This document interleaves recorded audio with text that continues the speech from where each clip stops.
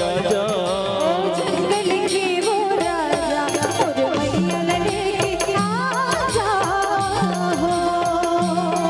ओ जंगल के वो राजा और मैया लेके आजा हो।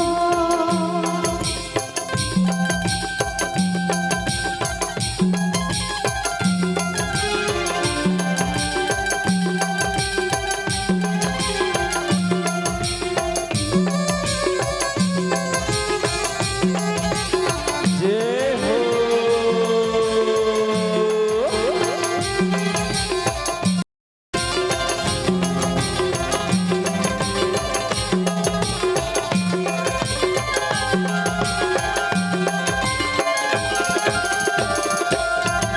तुर मोर नाता जन्म जन्म की मीठा हवा मैं तोरे दर्शन दे दे आज तमुला मैया की अचरा जोर के तोरे तोरे नाता जन्म जन्म की मीठी हवा में तोरे दर्शन दे दे आज ते मोला माया के अच्छे जोड़ के।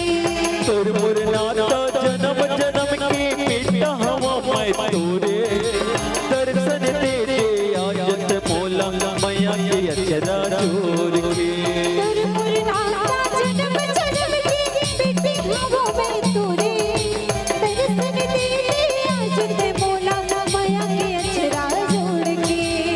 आजा आजा आजा आजा आजा आजा आजा आजा आजा आजा आजा ओ जंगल के वो राजा और मैया लेके आजा हो।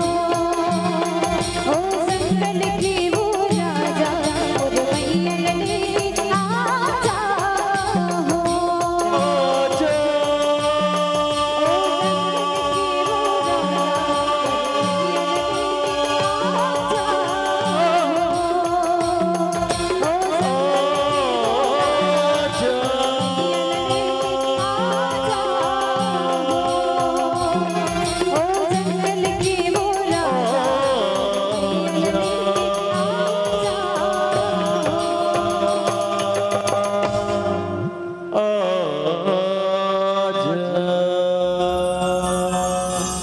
बोल सच दरबार की जय।